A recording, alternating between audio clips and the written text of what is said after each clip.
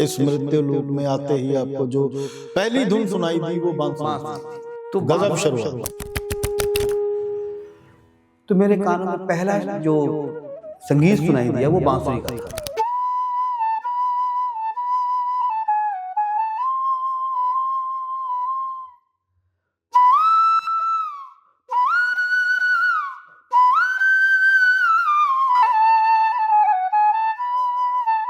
तीन साल की उम्र में मैंने बांसुरी उठा ली थी। बच्चे कुछ खिलौना लेते हैं, डॉल लेते हैं, कुछ गेम लेते हैं, मेरे हाथ में बांसुरी थी। ये बड़ी अद्भुत बात है। जीवन यात्रा आपकी जो रही है और वो एक साधक की तरह रही है। पलंग पे चढ़ता था, जुगत लगा के पिलो पे पिलो रख के वो चढ़ता था, फिर उसके बाद वहां पे बांसुरी सुनते सुनते सो जाता था। और मेरी माँ ढूंढती थी कि मैं कहाँ हूँ। जब 3 साल की उम्र में मैंने बांसुरी पकड़ के मैंने फूंकना शुरू किया, तब पिताजी ने कहा कि नहीं, ये फिर मेरे पास भेजो। 6 साल की उम्र में पहला प्रोग्राम किया मैंने वहां। 6 साल की उम्र में तो मतलब बच्चे उस टाइम जोन में होते हैं जहां उनको खेलने से फुर्सत नहीं होती। जी, मेरा खिलौना यही था। हर आदमी संगीत नहीं कर सकता, हर आदमी कलाकार नहीं बन सकता। सीख जाएगा लेकिन कलाकार, साधक, जैसे आपने कहा, साधक नहीं हो पाएगा।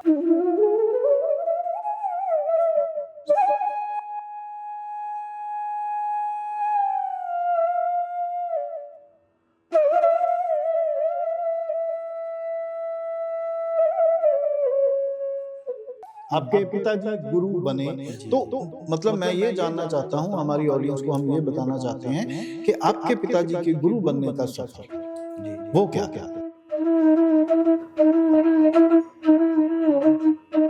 हम तो सिर्फ पिताजी से सीखते थे, सुनते थे और वहीं पे रियाज करते थे। दुनिया के बारे में जरा सा भी नॉलेज नहीं था कि दुनिया में हो क्या। तो क्या उस समय आपने ये सोचा था कि ये बांसुरी मुझे ग्रैमी अवार्ड तक ले जाएगी? ये एक ना मेरे मन में एक सवाल आता था कि जब आप विदेशों में बांसुरी बजाते हैं तो क्या आपकी बांसुरी से भारत निकलता है? हमारे अंदर जो है वो तो हिंदुस्तान है। जी बिल्कुल। उसकी मिट्टी है, उसकी खुशबू है।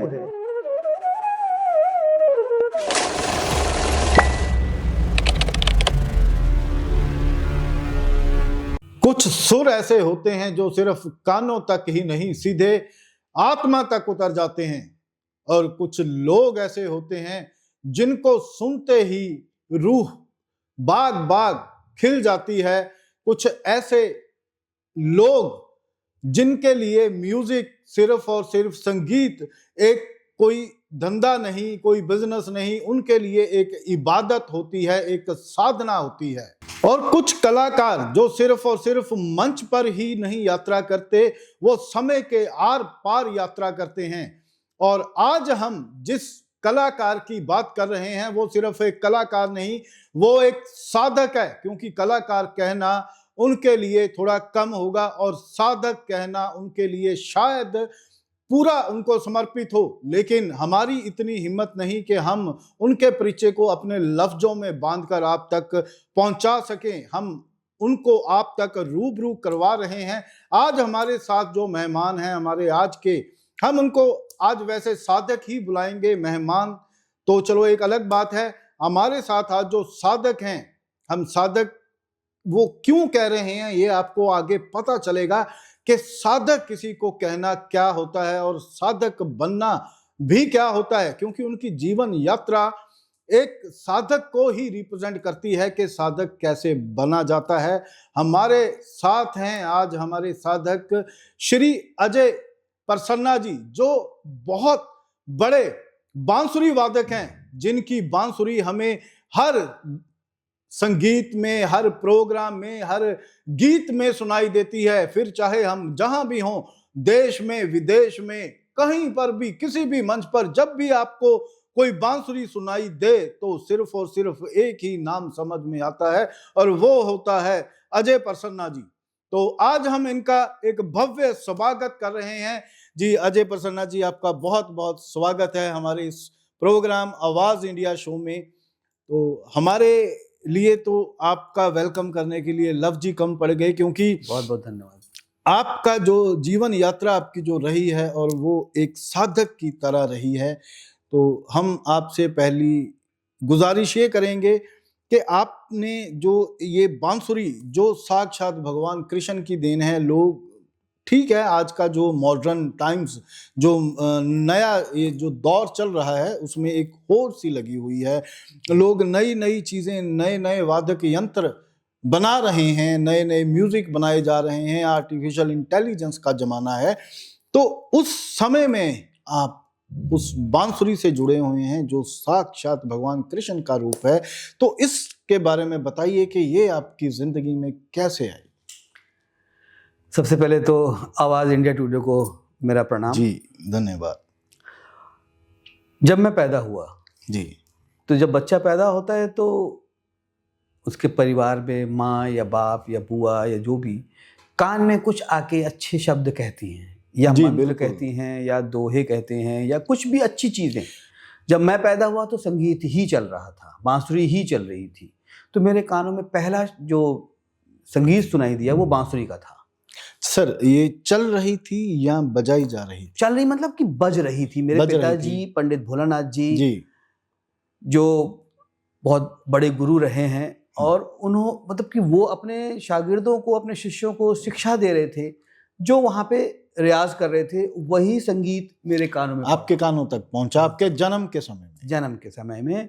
और पहले हॉस्पिटल में नहीं होता था, हाँ जी, घर पर घर में ही होता था, तो शायद उस टाइम और मैं पैदा होते ही संगीत चल रहा था, संगीत सुनाई दिया मुझे कि सब रियाज कर रहे हैं और बांसुरी सुनाई दिया। जी बिल्कुल। तो मुझे तो पहला जो साउंड सुनाई दिया वो बांसुरी का था। इस मृत्यु लोक में आते ही आपको जो पहली धुन सुनाई दी वो बांसुरी थी।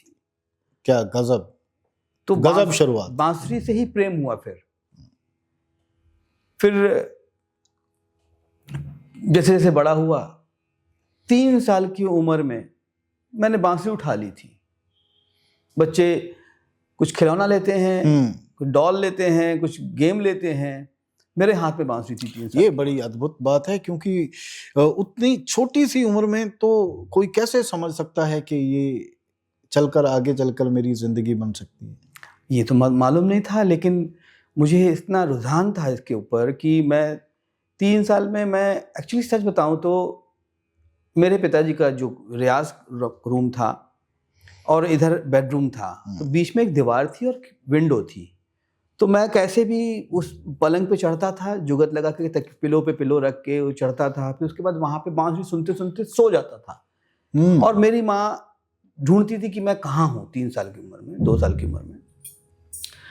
तो मैं वहां मिलता था बांसुरी सुनते हुए, वहीं सो जाता था। वो आपको बांसुरी सुनना लुभाता था या पिताजी क्या कर रहे हैं ये देखने की चाह होती थी? नहीं, वो साउंड कहाँ से आ रही है और कैसे बज रही है उसको सुनते हुए वह उस साउंड के पास पहुंचता था। क्योंकि पिताजी के रूम में जाना उस टाइम अलाउड नहीं था, क्योंकि वो जब कभी शिक्षा दे रहे होते थे तो वहां पे बच्चे शोर करेंगे, इसलिए वहां आना नहीं है, तो अलाउड ही नहीं था। तो मैं चुपचाप विंडो की तरफ से जाके सुनता था उनको। नहीं तो कभी आपने शोर नहीं मचाया कि मुझे भी पिताजी के साथ वहां पे उस कक्षा गृह में बैठना है, उस क्लासरूम में बैठना है? क्योंकि मेरी इच्छा तो ये होती थी, लेकिन वो अलाउड ही नहीं थे कि बच्चे अलाउड हैं। एक डर था। फिर जब 3 साल की उम्र में मैंने बांसुरी पकड़ के मैंने फूंकना शुरू किया, तब पिताजी ने कहा कि नहीं, ये फिर मेरे पास भेजो। तो 3 साल की उम्र से मैंने सीखना शुरू किया और ईश्वर की ऐसी कृपा थी, पिताजी का आशीर्वाद, उन्होंने जो शिक्षा दी। 6 साल की उम्र में पहला प्रोग्राम किया मैंने। 6 साल की उम्र? जी, क्या गजब बात कर रहे हैं। वहां 6 साल की उम्र में तो मतलब बच्चे उस टाइम जोन में होते हैं जहां उनको खेलने से फुर्सत नहीं होती। जी, मेरा खिलौना यही था एक्चुअली, और उसी से खेलते खेलते बड़े हुए। तो मतलब क्या आप इसको भगवान कृष्ण की कृपा समझते हैं या? 100%। क्योंकि देखिए, मैं एक चीज कहता हूं, हम संगीत को नहीं चुनते, संगीत हमें चुनता है। जी। हर आदमी संगीत नहीं कर सकता, हर आदमी कलाकार नहीं बन सकता। सीख जाएगा, लेकिन कलाकार, साधक, जैसे आपने कहा अभी, साधक नहीं हो पाएगा। साधना के लिए बहुत समय चाहिए होता है। आपको समय देना पड़ेगा, आपको डूबना पड़ेगा, आपको सारी दुनिया छोड़नी पड़ेगी। आज की डेट में आप देख लो क्या हो रहा है, मैक्सिमम लोग मोबाइल पे होते हैं। बिल्कुल बिल्कुल। एक संगीतकार एक संगीतज्ञ हो सकता है, लेकिन वो साधक नहीं हो सकता। जी बिल्कुल। ये हमारे सामने आज जो बैठे हैं, यही चीज जो इनको साधक बनाती है। एक जन्म के समय से लेकर आज तक जो बांसुरी के साथ प्रेम इनका रहा है, वो किसी साधना से कम नहीं है, वो किसी तपस्या से कम नहीं है, क्योंकि इनकी बांसुरी के सुरों ने ना तो कभी कोई भी बंधन माना, ना ही देश विदेश की सीमाओं को जाना, और ना ही इन्होंने भाषाओं की बेड़ियों को माना। वो जब जो भी सामने आया ये उसको तोड़ते चले गए, और बांसुरी के साथ इनका प्रेम बढ़ता चला गया, जिसके चलते चलते इन्होंने ग्रैमी अवार्ड तक जीते। ग्रैमी अवार्ड जीतना अपने आप में बहुत बड़ी उपलब्धि है, लेकिन उसको भारतीय संगीत के चलते हुए जीतना ये अपने आप में एक इतिहास बनाता है। और ये वो इतिहासकार हैं जो आज हमारे सामने एक साधक के रूप में, एक फ्लूट मास्टर के रूप में हमारे साथ बैठे हैं। तो इसी दौर में हम आगे लेके चलते हैं, इनसे कुछ सुनेंगे भी, और कुछ ऐसे रोचक किस्से जो इनकी जिंदगी के साथ जुड़े हुए हैं, इनके कैरियर के साथ जुड़े हुए हैं, उस पर भी हम आगे ऐसे ही बढ़ते चले जाएंगे, ताकि ये एपिसोड भी एक साधना ही बन जाए। हमारा ये प्रयास रहेगा आज के इस एपिसोड में। गुड मॉर्निंग, आप सभी का फिर से स्वागत है। सुबह हो गई है और सुबह पक्षियों की चहचहाट और बांसुरी का वादन हो तो आनंद ही आनंद है। सुबह का राग अहीर भैरव मैं सुनाना चाहता हूँ।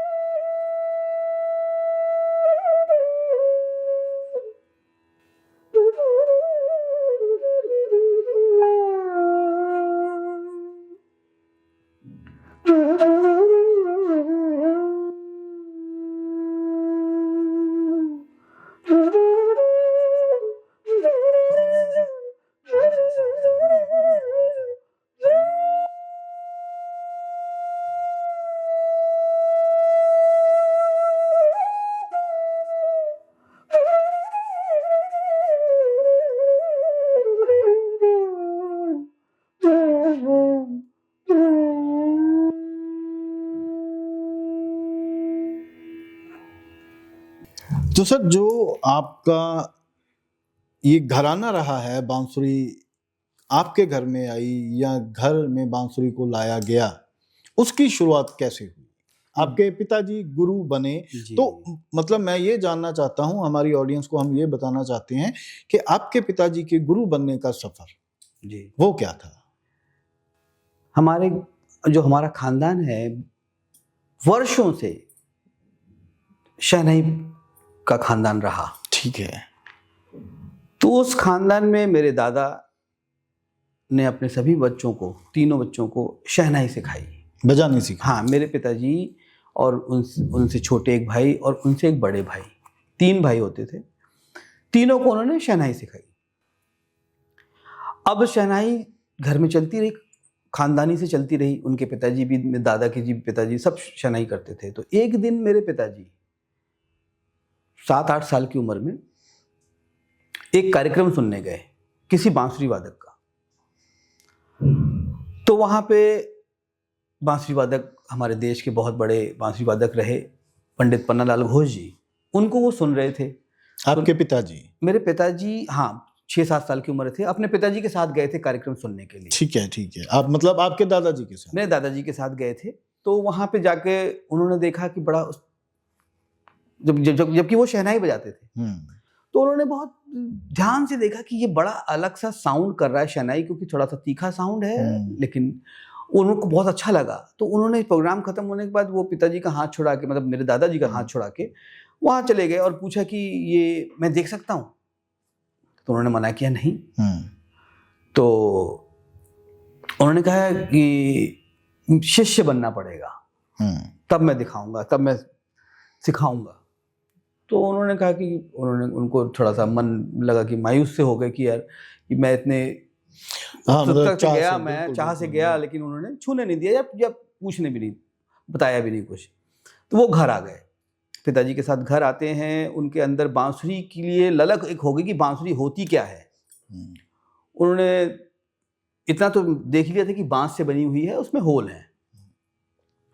उन्होंने बांस बनारस में बांस इजीली मिल जाता था, तो उन्होंने बांस मम्मी मेरी दादी की अंगीठी में कुछ लोहे के रॉड इकट्ठे किए, कहीं से उन्होंने पीट पाट के उसको गर्म किया और उसमें होल किया।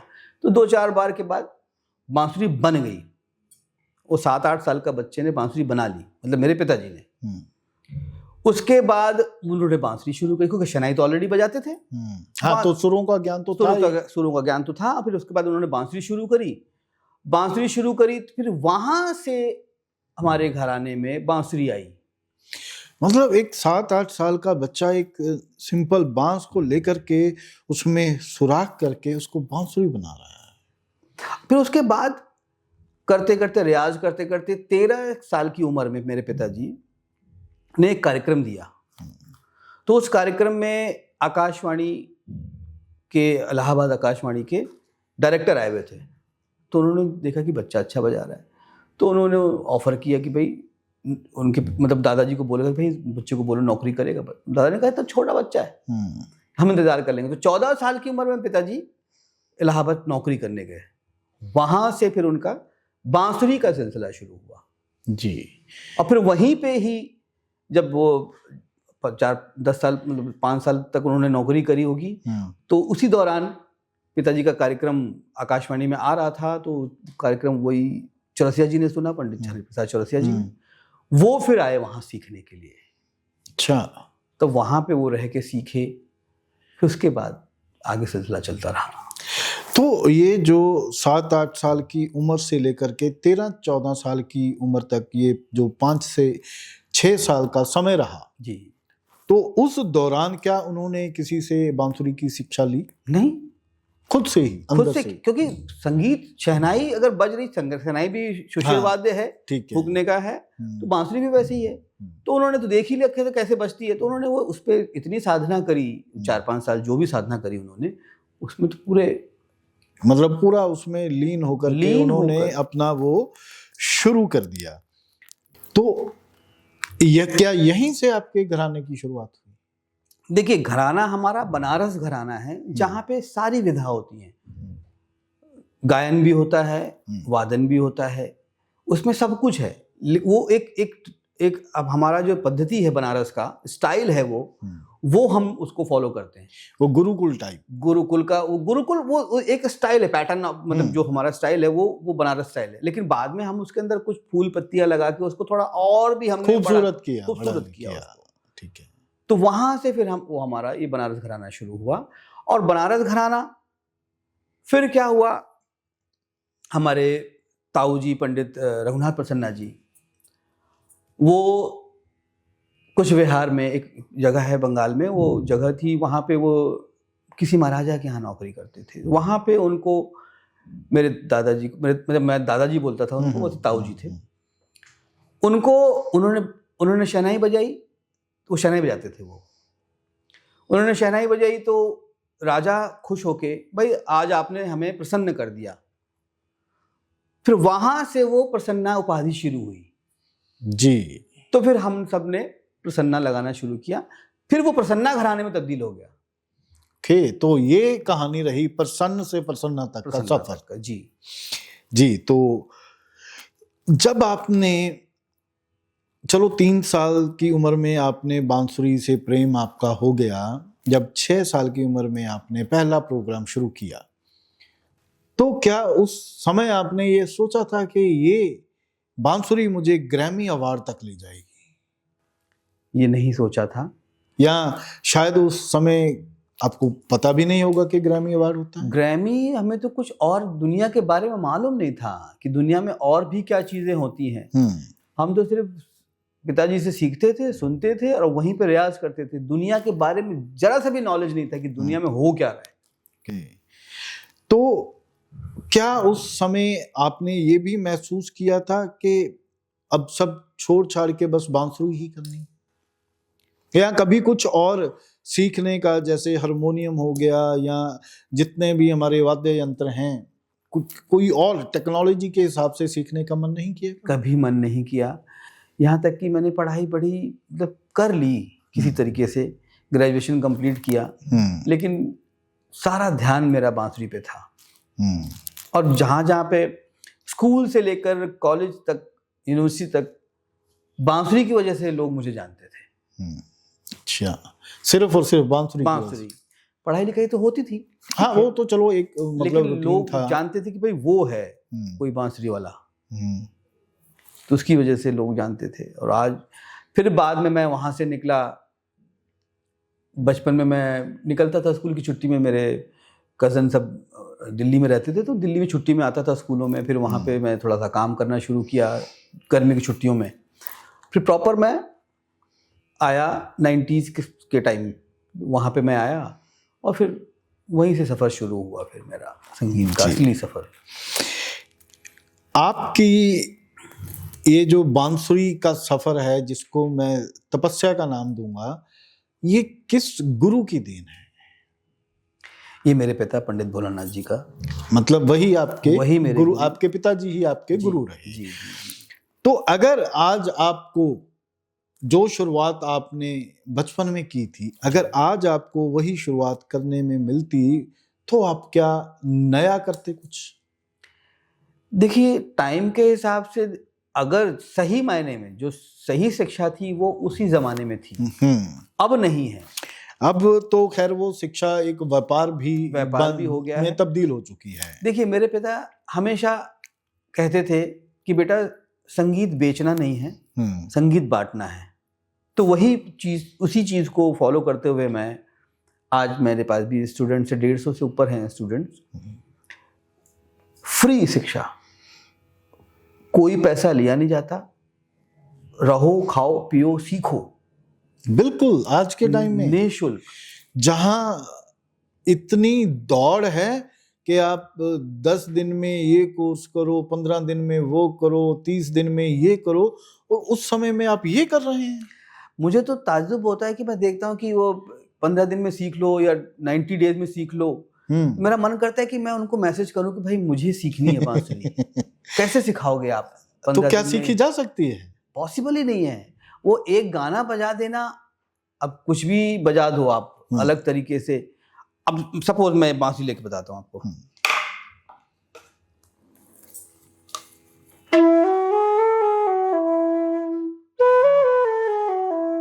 ऐसा सिखाया जाएगा, और जो गुरु सिखाएगा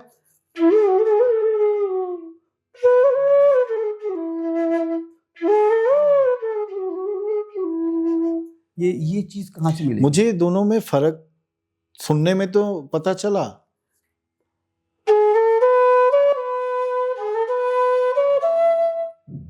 अब ये शिक्षा दे टा टा टा टा टा, ये जो 90 डेज में या 15 दिन में सिखाया।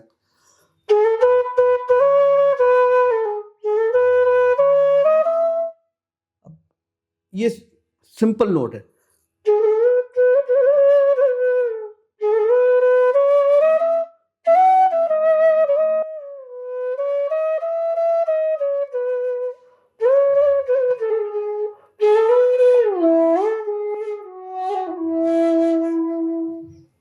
अब उसके अंदर फील आ गया, वो सिर्फ खड़ा खड़ा नोट बजाए। अब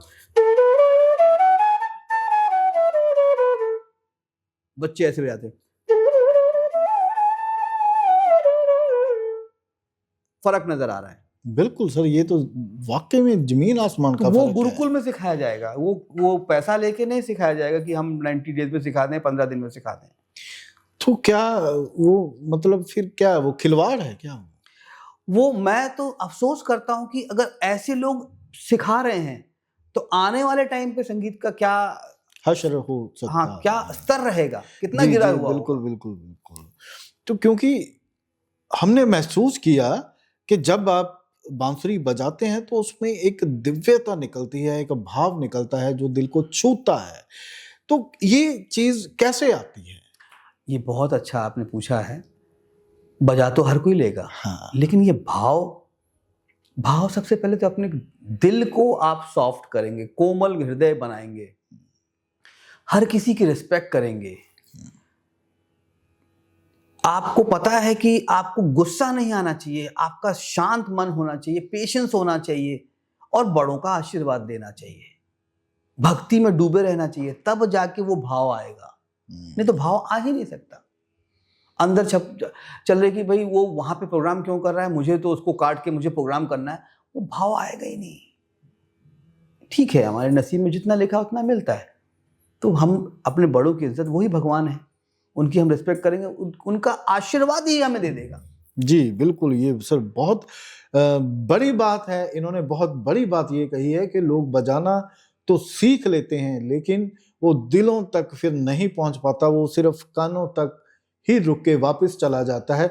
इसी वजह से आज संगीत का जो स्तर है वो गिरता जा रहा है। हैं कुछ लोग ऐसे जो इसके स्तर को उठाना चाहते हैं, लेकिन कुछ हैं ऐसे व्यापारी जो उनको गिराना भी चाहते हैं। क्योंकि आज की डेट में वो सिखा रहे हैं जो खुद सीखे हुए नहीं है। हाँ, ये भी एक बहुत बड़ी विडंबना है। तो जो नहीं सीखा हुआ वो सिखाएगा तो वो क्या सिखाएगा?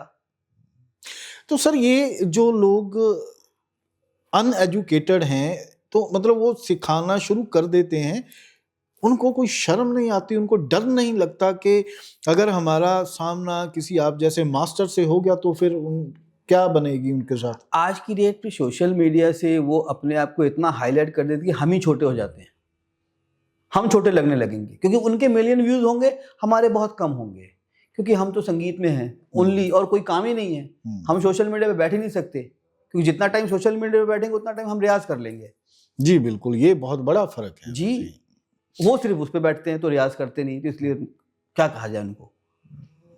तो ये तो मतलब सीखने वालों को भी समझना चाहिए कि हमें सही जो गुरु है पहले उसको ढूंढें जाकर। करेक्ट। तो सर एक मैं मतलब हमने वैसे कुछ नोट्स मैंने बनाए हैं, क्योंकि आपके साथ बात करना या इस टॉपिक पे बात करना हमारे लिए भी एक नया एक्सपीरियंस था, तो हमने उस पे रिसर्च की। जब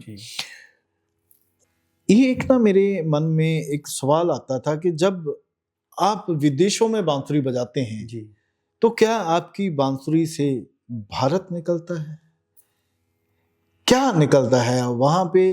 क्या विदेशी म्यूजिक बांसुरी से निकलता है या हमारा जो भारत का संगीत है जिसके रोम रोम में दिव्यता बसी हुई है, क्या वो निकलता है? बहुत अच्छी बात कही आपने।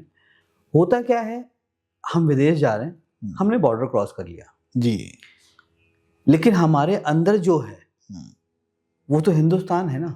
जी बिल्कुल, उसकी मिट्टी है, उसकी खुशबू है, उसका जो हमारा धरोहर है संगीत, तो वही हम वहां जाके। और आपको एक चीज बता दूं, फॉरेनर जितने भी विदेशी हैं वो हमारे कल्चर को अडॉप्ट कर रहे हैं। जी बिल्कुल। और हाँ, यहाँ हिंदुस्तान के जो हैं आजकल यंग जनरेशन, वो उनको अडॉप्ट कर रहे हैं। हाँ, ये एक ये बहुत विडंबना है बिल्कुल बिल्कुल हमारे सही। लिए।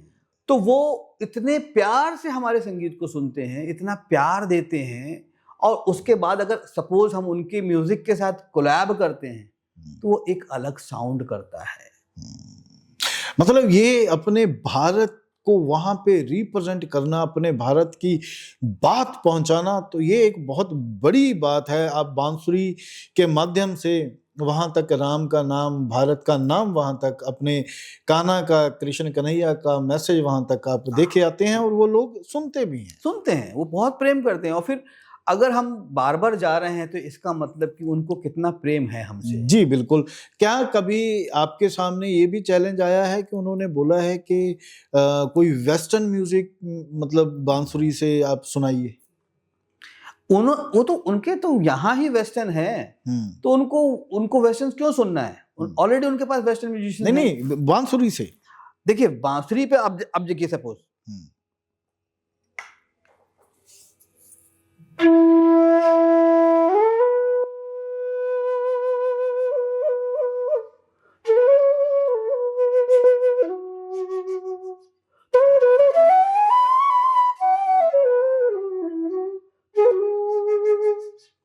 अब ये उनके नोट्स हैं उस टाइप से।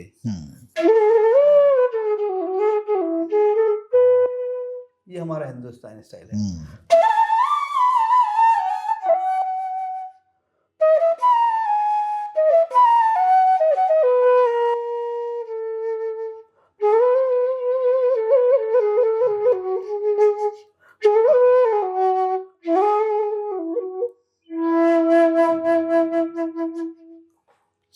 चलो सर, ये तो हो गया देसी विदेशी का दोनों फर्क। में, हाँ।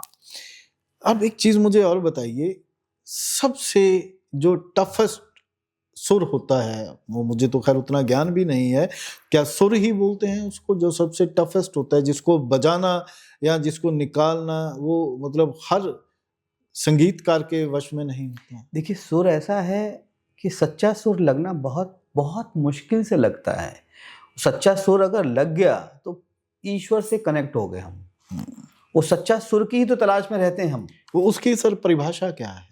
परिभाषा यही है कि अब स्वर है, ये स्वर चल रहा है, सुर चल रहा है, तानपुरा चल रहा है या कोई एक स्वर चल रहा है, उसके साथ हमने ऐसे मिल जाना है।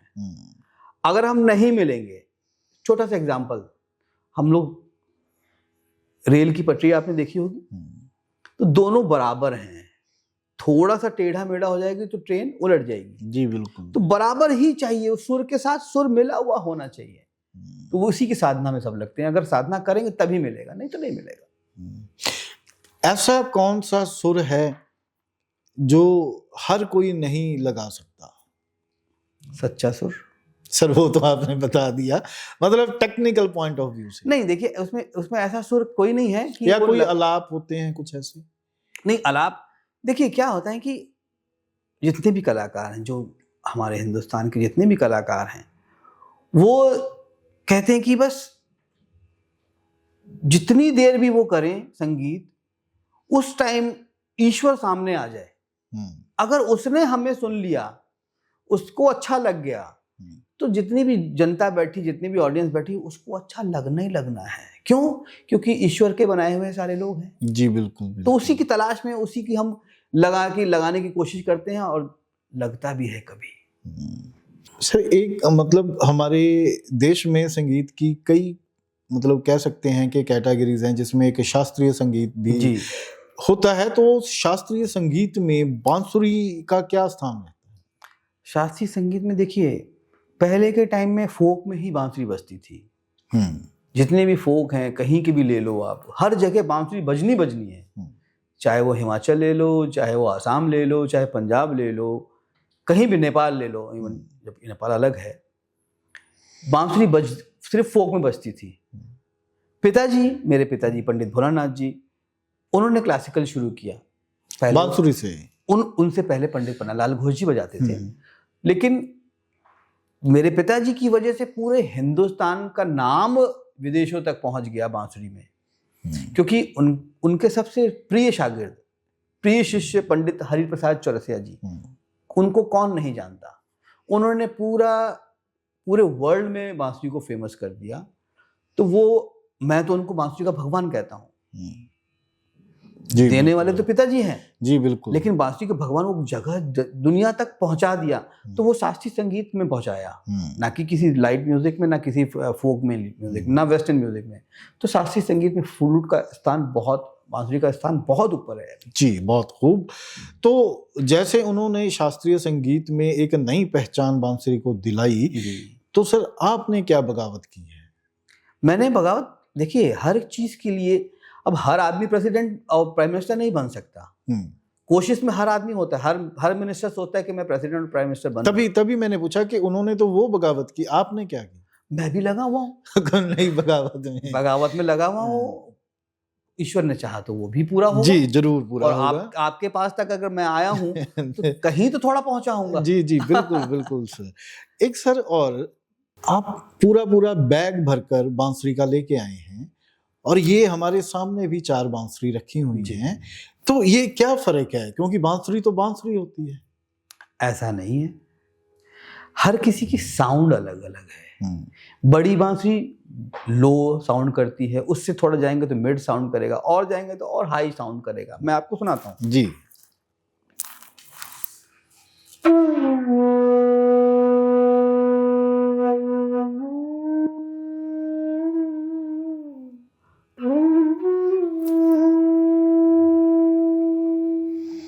ऐसा लगता है कि हम शांति से बैठे हुए हैं और ईश्वर की आराधना कर रहे हैं। जी बिल्कुल।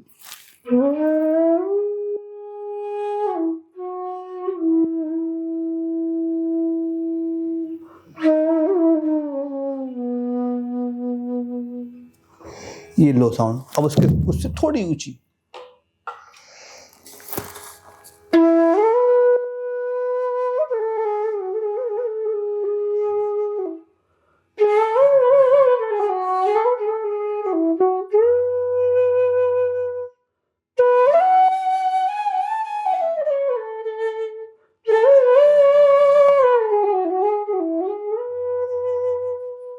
अब इससे थोड़ी ऊंची, आप साउंड से सुनते रहिएगा। क्या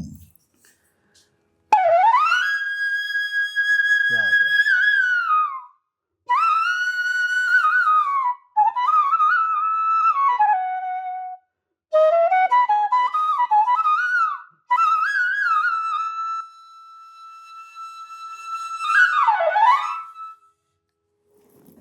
अब साउंड अलग अलग, आपको शायद जी सब दर्शकों को पता चल गया होगा कि साउंड अलग अलग है। जी, ये हमारे लिए एक, और शायद लगता है कि सभी के लिए जो सिर्फ और सिर्फ दर्शक हैं, ऐसे साधक नहीं हैं, उनके लिए ये एक बिल्कुल नई चीज़ थी। हमारे लिए भी ये नई चीज़ थी कि ऐसे अलग अलग बांसुरियों का इस्तेमाल ऐसे भी हो सकता है। आज तक तो हम यही समझते थे कि बांसुरी है, कोई छोटी है, कोई बड़ी है, कोई अपने हिसाब से, कोई थोड़ी सुंदर बनवा लेता है या अलग अलग अपने अपने हिसाब से। तो ये एक वास्तव में एक नई चीज़ जो आज हमने पंडित जी से सीखी है। तो सर एक और चीज़, क्या बांसुरी बजाना कोई भी सीख सकता है? सीख तो सब सकते हैं, मेले में भी बजाते होते हैं। नहीं सर, वो तो बजाते तो हैं, लेकिन वो तो फिर मेले तक ही सीमित है ना। फिर वही यहीं पे तो आ रहा हूं मैं। सीख सब सकते हैं, लेकिन कौन कितना उसके अंदर डूब रहा है। जितना डूबेगा उतना गहराई में जाएगा, उतना फिर वो कुछ उसकी जानकारी होगी, उतना वो बड़ा साधक बनेगा। जी बिल्कुल। सर जब आप अब भी रियाज करते हैं? 100% करता हूँ। ठीक है, तो जब आप रियाज करते हैं तो रियाज आपके लिए क्या है? एक ड्यूटी समझकर करते हैं या आपके लिए वो एक ध्यान है? देखिए, रियाज अगर ना समझें तो ज़्यादा अच्छा है। मैं बार बार यही कहता हूँ कि रियाज तो लोग करते हैं और हर कोई कहता भी है कि रियाज करो, रियाज करो, रियाज करो, और मैं सिर्फ यही कहता हूँ कि प्रेम करो। अगर आप कोई भी इंस्ट्रूमेंट, कोई भी सब्जेक्ट आपका अपना प्रिय है तो उससे प्रेम कर लो।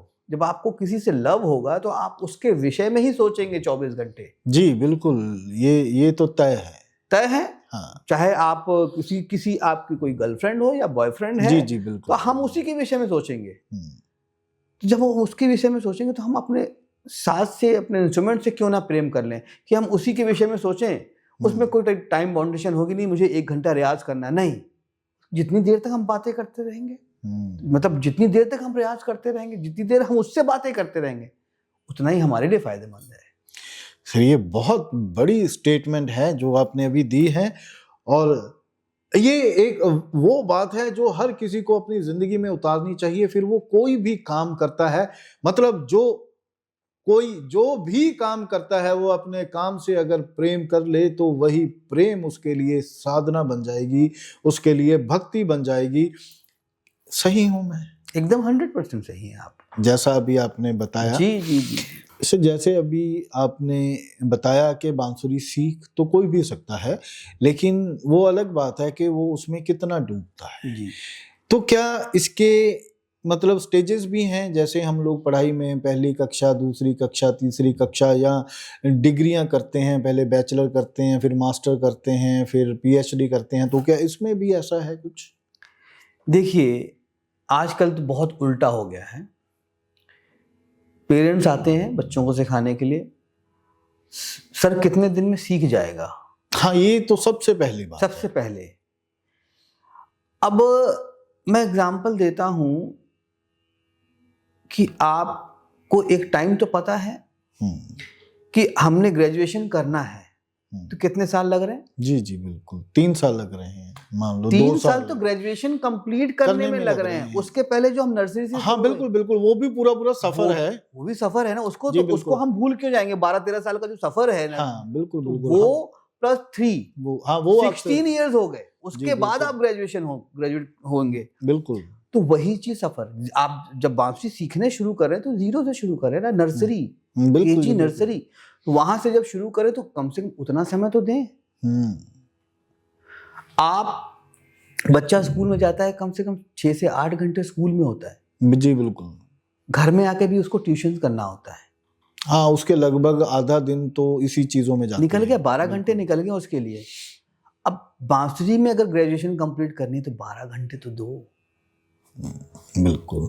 तो आज के दौर में तो फिर बात घूम फिर के वहीं आ गई कि 15 दिन में सीखो, 30 दिन में सीखो, 45 दिन में सीखो। तो फिर वो ग्रेजुएशन कैसे कंप्लीट करेंगे? वो तो फिर क्रैश कोर्स ही हो गया। कैसे आप परफॉर्मर बनेंगे? कैसे आप हिंदुस्तान का नाम रोशन करेंगे? कैसे आप विदेश में जाएंगे?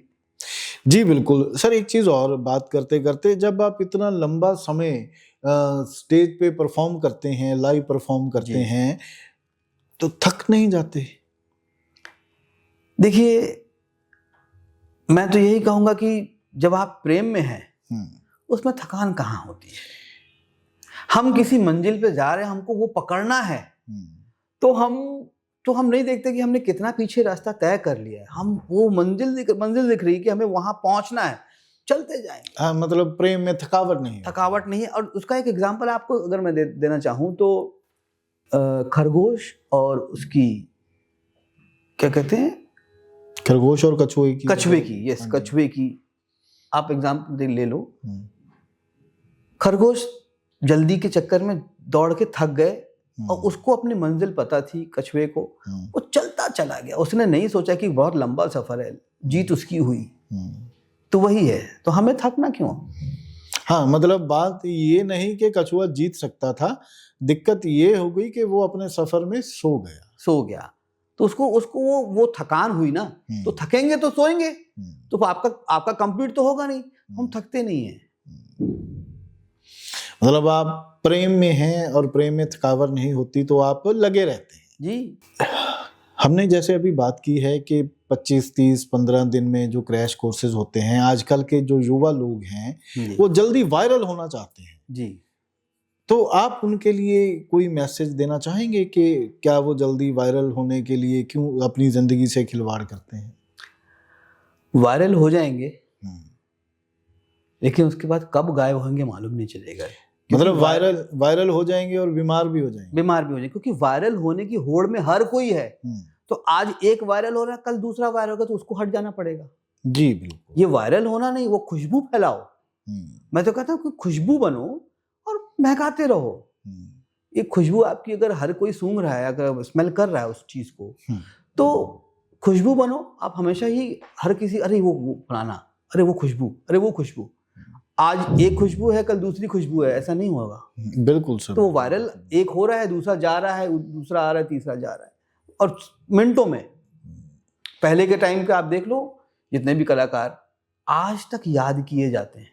जी बिल्कुल सर। आज की डेट में कहाँ कलाकार? हाँ, वो लोग तो मरकर भी जिंदा है। जी बिल्कुल, बहुत खूब। तो ये हम लोग वायरल होने की जो हमारे अंदर होड़ है, ये उसका बहुत सही एग्जाम्पल पंडित जी ने अभी दिया है, बताया है कि हम लोग वायरल तो फिर वायरल है, अगर वायरल होंगे तो बीमार भी होंगे, तो जितना जल्दी वायरल होंगे उतनी जल्दी फिर साइड पे भी हो जाएंगे। तो हमें ये ठहराव चाहिए कि हम अपनी जिंदगी में वो कामयाब होने के लिए वायरलिटी के पीछे मत दौड़ें। हम अपना कामयाब होने के लिए हमें अपने गुणों को अपनाना चाहिए, हमें उसमें धैर्य रखना चाहिए। जी। तो सर, प्रसन्ना जी प्रोफेशनल कैसे बने? कैसे उनकी एंट्री बॉलीवुड में हो गई, कैसे उनकी एंट्री पॉलिटिक्स में हो गई? तो इन सब की शुरुआत एक गुरुकुल घराने से, बनारस के घराने से, वहां तक का जो सफर था वो कैसे शुरू हुआ? दिल्ली आया तो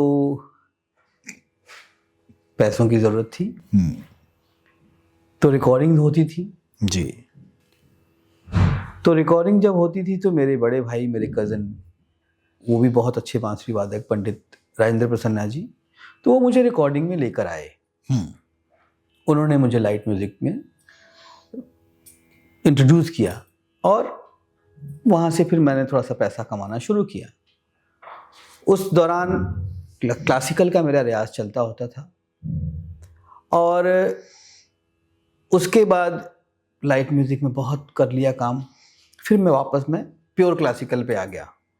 उस क्लासिकल की वजह से फिर दूसरे कार्यक्रम मिलने लगे, जैसे संगीत नाटक अकेडमी हुआ, ICCR हुआ। तो उनके थ्रू जैसे अभी PM मोदी जी के साथ सऊदी के कुछ आए थे लोग वहाँ से, तो उस टाइम भी उन्होंने हमें क्लासिकल सुनने के लिए बुलाया। जैसे सऊदी अरेबिया के शेख आए हुए थे और हमारे देश के माननीय प्रधानमंत्री श्री नरेंद्र मोदी जी, आप वहां पे सिर्फ और सिर्फ ये क्लासिकल बांसुरी सुनाने के लिए उनके साथ थे, तो ये अपने आप में फिर आपने मतलब कैसे क्या मान महसूस किया? मैंने तो यही कि क्योंकि हमारे जो प्रधानमंत्री जी हैं वो हमेशा अपने कल्चर को बहुत बढ़ावा देते हैं और उसमें हमारा म्यूज़िक क्या है, तो वो म्यूज़िक हर किसी के सामने वो हक का, जरूरी नहीं कि मैं हूँ, बहुत सारे कलाकार अलग अलग जो गेस्ट आते हैं उनके लिए वो सुनाते हैं और उसी में जो किसी भी कंट्री का हो वहाँ का भी म्यूज़िक हमारे इंडियन बांसुरी पे बजे। क्या बात है, ताकि उनको भी अपना रिलेट हो कि हमारा म्यूजिक भी है और इनका म्यूजिक भी है। जी बिल्कुल, बहुत बड़ी बात। दोनों मिला के हम लोग प्रेजेंट करते हैं तो वो लोगों को अच्छा लगता है। तो जो आपने वहां पे सुनाया था, तो क्या वही थोड़ा सा अब हमारे ऑडियंस को भी सुना दीजिए और हम भी निहाल हो जाएंगे वो सुन के। तो मुझे तो ऐसा उस टाइम क्या याद नहीं उनके लिए क्या बजाया था।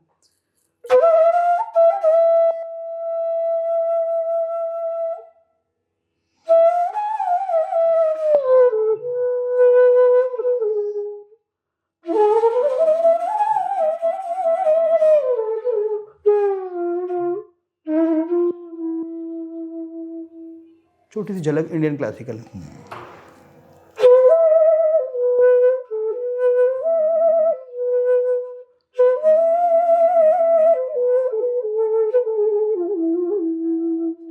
ये अरेबिक है। क्या बात है।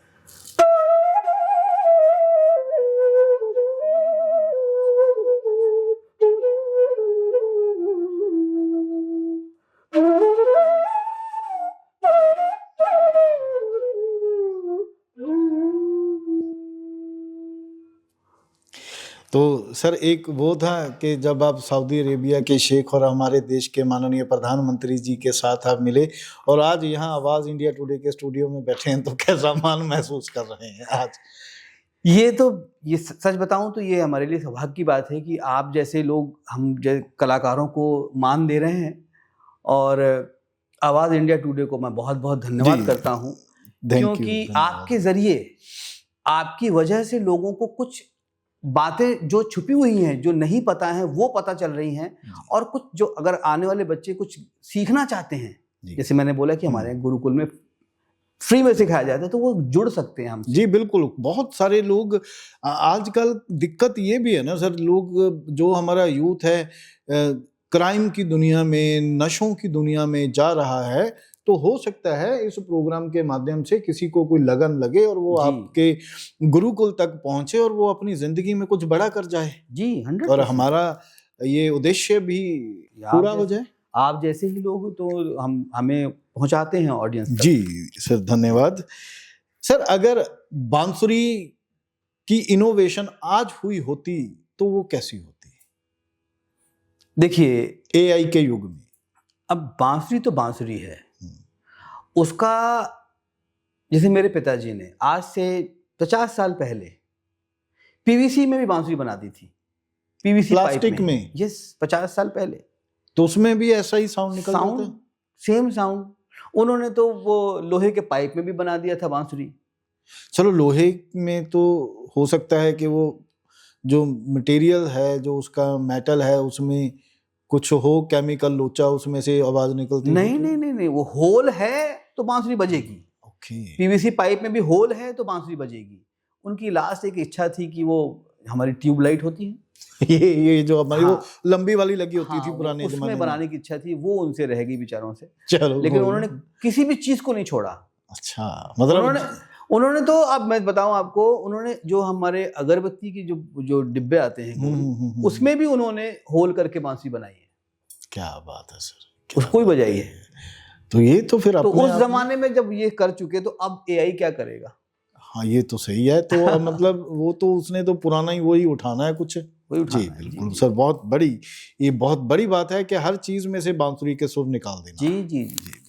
आप कैसे चाहते हैं कि लोग आपको एक ग्रैमी अवार्ड विनर के रूप में याद रखें, या किसी और तरीके से आपको याद रखें, या आप किस तरह से चाहते हैं कि लोग आपको याद रखें? मैं तो यही चाहूंगा कि लोग मुझे एक बांसुरी वादक के रूप में जाने। अवार्ड तो आते रहते हैं, मिलते रहते हैं, उसके साथ और भी बहुत सारी चीजें जुड़ती रहती हैं।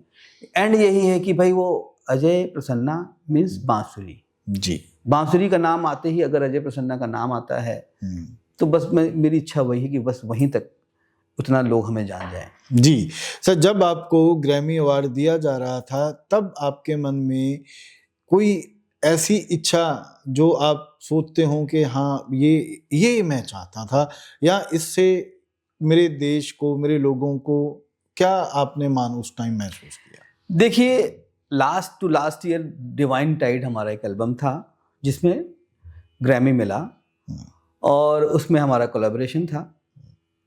मैं तो यही कहूँगा कि हर बार मैं हर अवार्ड पे यही सोचता हूँ कि ये शुरुआत है। वाह क्या बात है। क्योंकि फिर अगर हमने सोच लिया कि ये खत्म लास्ट है, तो फिर आगे बहुत दुनिया पड़ी है, तो फिर हम वहीं रुक जाएंगे। हम अपने संगीत को फिर छोड़ देंगे कि अब तो मिल गया, अब क्या करना है, तृप्ति हो गई। नहीं, इच्छा अगर शक्ति पूरी रहेगी तो दुनिया की हर चीज मिलेगी आपको, हर अवार्ड मिलेगा।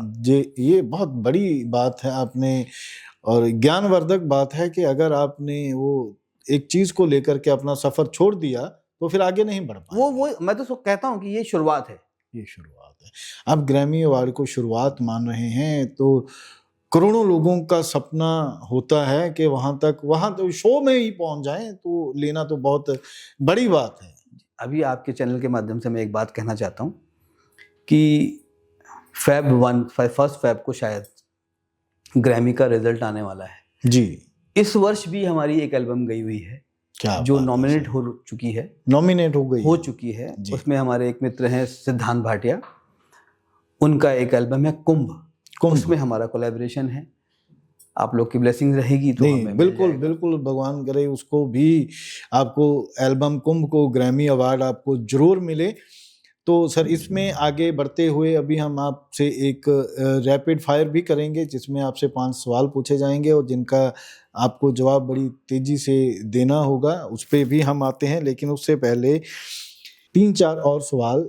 सर, भारत में जो कला को, संगीत को सम्मान दिया जाता है, वो इवेंचुअली क्यों बंद कर रह गया? वो इवेंट्स पे ही बंद कर क्यों रह गया? देखिए, प्रेजेंटेशन है। इवेंट कंपनी किसी भी चीज को बहुत बड़ा करके प्रेजेंट करती है क्योंकि उसने पैसा कमाना है, और उसको ये नहीं पता कि हम लेकर किसको जा रहे हैं।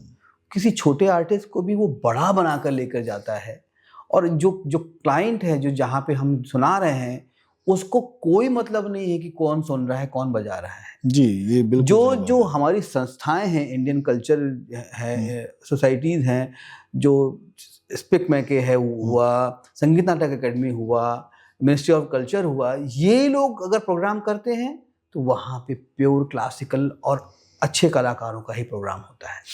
एक्चुअली ये इस सवाल के पीछे मेरा मकसद ये था कि बहुत सारे ऐसे धुरंधर कलाकार होते हैं जिनका जिंदगी का सफर अत्यंत गरीबी में जाता है, तो उनके लिए आपको क्या लगता है कि सरकारों को कोई इनिशिएटिव नहीं लेना चाहिए कि जिन्होंने अपने जीवन काल में हमारे देश को वो एक सौभाग्य प्राप्त करवाया कि जिससे हमारा नाम ऊंचा हो सके, तो क्या आज उन जिंदगी के अंतिम सफर में वो उस अंधेरे में खत्म करते हैं?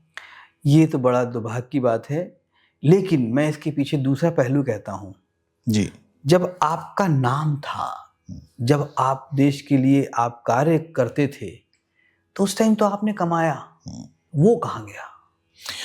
हाँ, ये तो है एक विडंबना, ये भी वो कहाँ गया?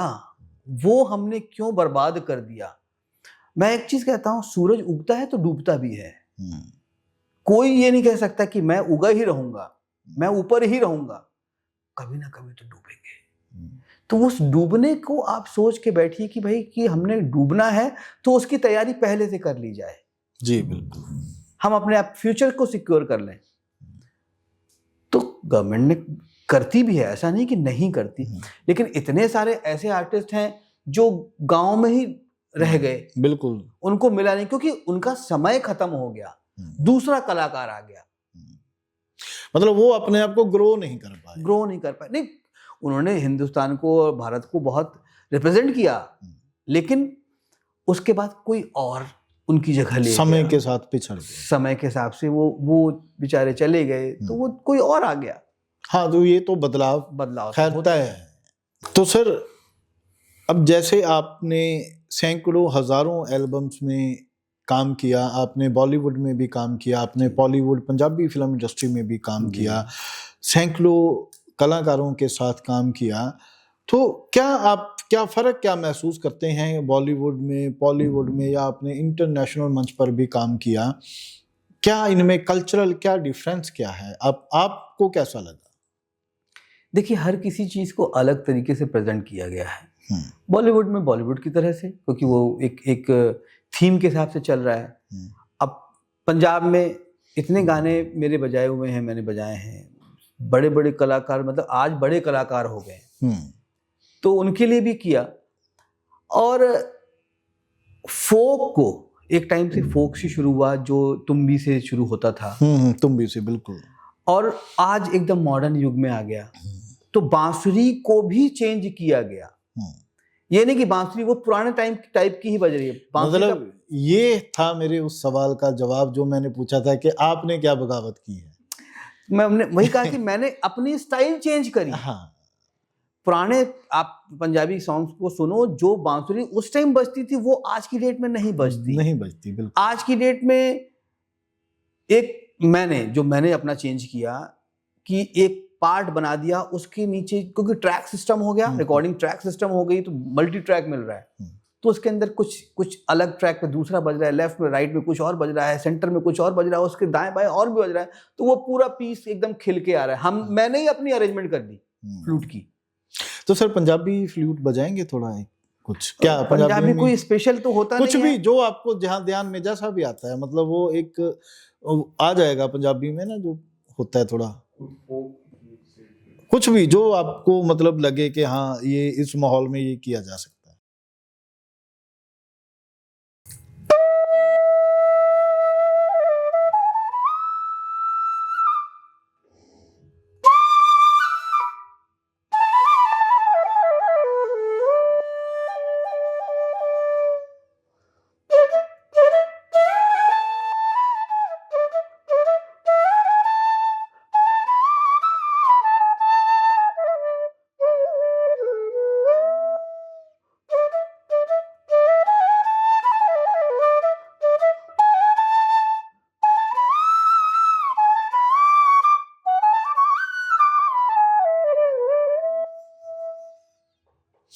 सर, आपको फ्लूट मास्टर तो आप हैं ही, लेकिन मुझे लगता है कि साथ में आप टाइम मशीन भी हैं जो टाइम ट्रैवल करवाते हैं।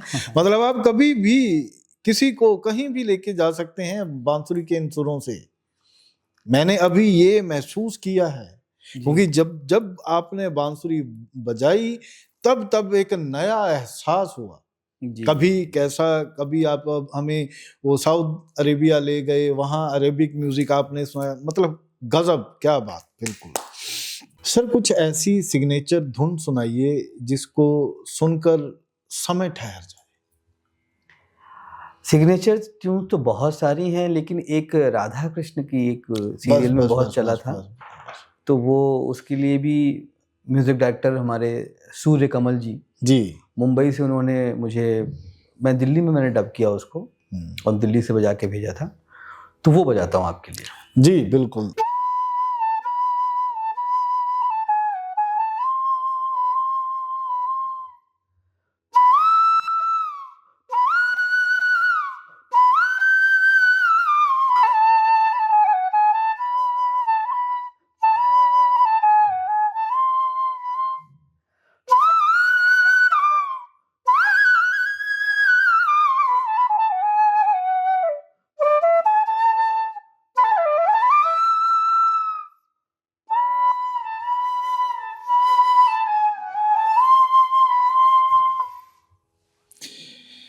सर यही तो चीज है कि संगीत से चिराग भी जलते हैं।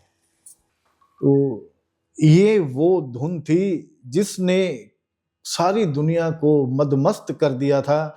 जो राधा कृष्ण, जो अभी पीछे वो पूरी सीरीज बनी थी राधा कृष्ण के उस पवित्र प्रेम की, जिसमें ये धुन अक्सर हर जगह सुनाई देती थी, तो ये पंडित जी के द्वारा वहां पे भी बजाई गई थी और आज यहाँ बजाई गई है। तो ये एक चीज और सर, जैसे लोग आपके फैंस भी होंगे तो फिर वो भी आपसे ऐसे ही डिमांड करते हैं कि पंडित जी ये सुनाइए, हाँ, प्रसन्ना जी ये करते हैं। एक बार तो मैं सच बताऊं तो भूटान में एक एयरपोर्ट पे मुझे मिल गया। अच्छा, उसने बांसुरी सुनी होगी तो उसने हम शॉपिंग कर रहे नॉर्मली, जी बिल्कुल, तो बात करते करते, अच्छा शक्ल तो पहचान नहीं रहा है, लेकिन उसने, तो मैंने कहा कुछ बार्गेन करना है आपसे, कुछ पैसे कम करो तो हम लेते हैं। तो मैंने कहा कि आपको इंडियन म्यूजिक पसंद है? कहते हाँ। मैंने कहा क्या पसंद है? तो उसने यही धुन बोली। तो मैंने वो धुन बजा के सुनाई दी, उसने पैसे कम कर दिए, फ्री में भी कुछ गिफ्ट दिया उसने। तो मैंने कहा कि मैंने ही बजाई हुई है। कह रहे थे अच्छा, तो मतलब आपको भी जरूरत पड़ती है ये बात कहने की कि पैसे कम कर लो? नहीं, एक्चुअली पैसे कम इन द मतलब कि कभी मस्ती करने के लिए। नहीं, बिल्कुल ठीक है। तो चलिए सर, आज अभी का जो वैसे मन नहीं कर रहा आपको जाने देने के लिए, लेकिन समय है वो ठहरता नहीं है किसी के लिए, तो आज का हम अपना रैपिड फायर शुरू करते हैं। तो सर ये आपके लिए पहला क्वेश्चन, अगर बांसुरी ना होती तो अजय प्रसन्ना जी क्या बजाते? आहा, मैं फिर शायद पैदा ही ना होता। क्या बात है, शायद मैं पैदा नहीं होता, मतलब आप बांसुरी के लिए ही पैदा हुए। जी बिल्कुल। सर आज तक आपका म्यूजिकल रिग्रेट, जो सबसे बड़ा रिग्रेट म्यूजिक इंडस्ट्री में क्या रहा? मैं म्यूजिक इंडस्ट्री के लिए यही कि मेरा बांसुरी मैं अलग अलग तरीके से बजाऊं और बजाता रहा हूं, बस बजती रहे बांसुरी। ठीक है, तो मतलब आप ये चाहते हैं कि बांसुरी को एक उच्च स्थान मिले जिसको वो डिजर्व करती है, इसको कभी भी भुलाया ना जाए। बांसुरी भुलाई नहीं जा सकती, क्योंकि मैं तो हमेशा कहता हूं कि सब इंस्ट्रूमेंट गायब हो सकते हैं, बांसुरी गायब नहीं हो सकती। क्यों? क्योंकि अगर पृथ्वी से भगवान गायब होंगे तब जाके तो बांसुरी गायब है, क्योंकि भगवान कृष्ण की बांसुरी है। जी बिल्कुल, भगवान कृष्ण गायब हो ही नहीं सकते। सर कोई ऐसा गाना बॉलीवुड का जो आप चुपके से खुद सुन लेते हैं लेकिन किसी को बताते नहीं है कि मैं ये गाना मेरे को अच्छा लगता है या मैं ये सुनता हूँ, वो जो आप किसी को बताते नहीं है, आज बताना पड़ेगा? हाँ, ऐसा कोई गाना, एक्चुअली मैं सच बताऊं तो मैं गाना बहुत ही कम सुनता हूँ। हाँ चलो, जितना भी सुनते हैं।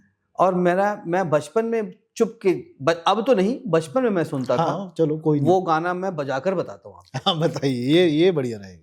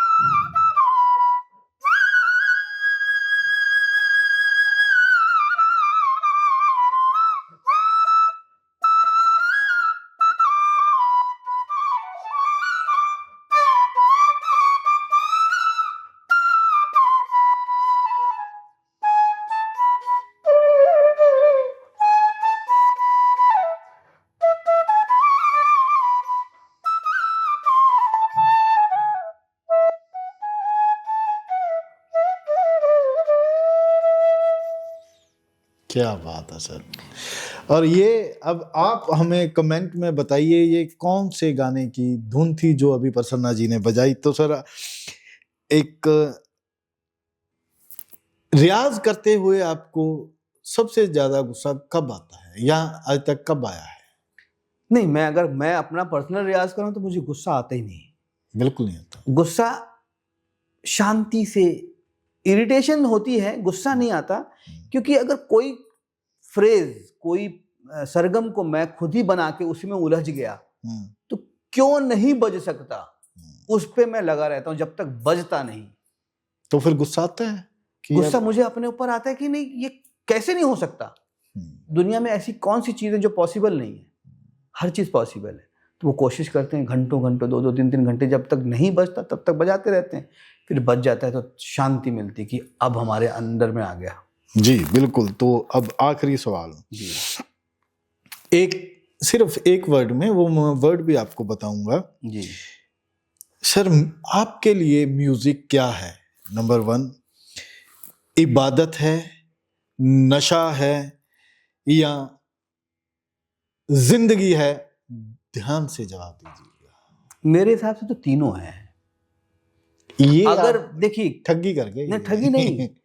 अगर भक्ति नहीं है तो आप नशा नहीं करेंगे। अगर भक्ति, अगर रूह अगर आपको ईश्वर से मिल गई तो आपको नशा हो गया उस चीज का। जी बिल्कुल। तो वो फिर वो जीवन बन जाएगा। जी बिल्कुल बिल्कुल बिल्कुल। तो वो तीनों चीज ही हैं इसमें, मैं एक नहीं कहूंगा। जी, भक्ति का नशा करें तो जिंदगी संवर जाएगी। ये प्रसन्ना जी ने हालांकि ये बड़ा मुश्किल सा सवाल था, लेकिन ये प्रसन्ना जी ने घुमा दिया। चलो, और उसको घुमा के एक बढ़िया सा मैसेज भी दे दिया। चलो, यही होता है साधक। असल में ना, साधक से कोई भी सवाल में आप उसको फंसा नहीं सकते, और वो फंसेगा भी नहीं, क्योंकि वो इन चीजों से ऊपर उठ चुके होते हैं। तो प्रसन्ना जी, अंत में आप हमारे ऑडियंस को, हमारे देश को, हमारे समस्त दुनिया के प्राणियों के लिए क्या ऐसा मैसेज दे सकें या देना चाहते हैं जिससे वो बुराइयों से दूर रहें? या क्या एक ऐसा कोई म्यूजिक या धुन भी है जो लोगों को नशे से दूर रख सके, जिससे लोग मर रहे हैं? देखिए, मैं यही कहूंगा कि नशा करो तो संगीत से करो, अपने बड़ों के प्रेम का नशा करो, तो वो फिर दूसरे नशे की तरफ आप जाएंगे नहीं। और मैं यही आपके आवाज़ इंडिया टुडे को, मैं जितने भी श्रोता देख रहे हैं उनको मैं इतना ही मैसेज देना चाहूँगा कि अच्छा संगीत करो, अच्छा संगीत सुनो, बड़ों की इज्जत करो। फिर आप देखो, खुद ब खुद अपने आप ही तरक्की करते चलेंगे। जिस भी सब्जेक्ट में आप होंगे कोई नहीं रोक सकता। उसी का नशा करो, संगीत का। बाकी नशा तो शरीर खराब करेगा, ये शरीर को बनाएगा, ये शरीर को अच्छा रखेगा, फ्रेश रखेगा। और आप देखिए आपको फिर क्या क्या मिलता है, सारी कुछ मिल जाएंगे, सब कुछ। जी जी सर, बहुत बहुत ज़्यादा आपका तहे दिल से धन्यवाद यहाँ आने के लिए। और आप इस पॉडकास्ट के साथ इसको पूरा देखिएगा, क्योंकि जैसे जैसे आप इसको देखते जाएंगे, सुनते जाएंगे, तो आप मंत्र मुग्ध होते जाएंगे।